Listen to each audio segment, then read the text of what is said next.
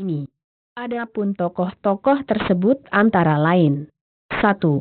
Frederick Batong, pria kelahiran 12 Februari 1958 ini dikenal sebagai salah satu pemilik taksi 5 muda yang beroperasi di kota Makassar. Beliau pernah duduk sebagai anggota MPR di tahun 1999 sampai 2004, Ketua Umum Ikatan Keluarga Toraja Sejabodetabek tahun 2004 sampai 2007, Ketua Kopartemen Pertanian Kamar Dagang Indonesia, Kadin, 1988 sampai 1993, Ketua Bidang Mutu dan Produksi Asosiasi Eksportir Kopi Indonesia, AKI, tahun 1997 sampai 2001, Wakil Ketua Pemuda Pancasila dan tahun 2014 ini menjabat sebagai Ketua Ikatan Keluarga Toraja se-Indonesia dan lain-lain. Pria lulusan Seman Satu Rantepao ini telah mengikuti berbagai kegiatan baik berskala nasional maupun internasional seperti Delegasi Dagang Indonesia ke Eropa Timur tahun 1996.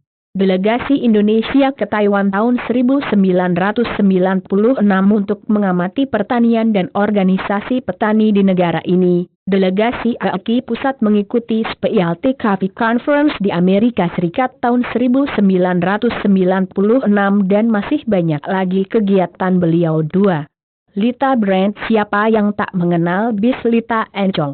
Yah, itu adalah salah satu perusahaan milik Pak Lita Brand. Salah satu pemegang saham taksi 5 muda ini juga punya usaha eksportir kopi dan kakao yang telah menembus pasar internasional.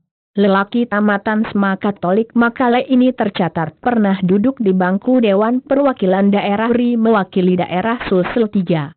Rama Widi, putra pertama dari Bapak Matius Salempang ini membawa nama harum Indonesia di ajang internasional. Dia adalah pemain harpa pria pertama di Indonesia.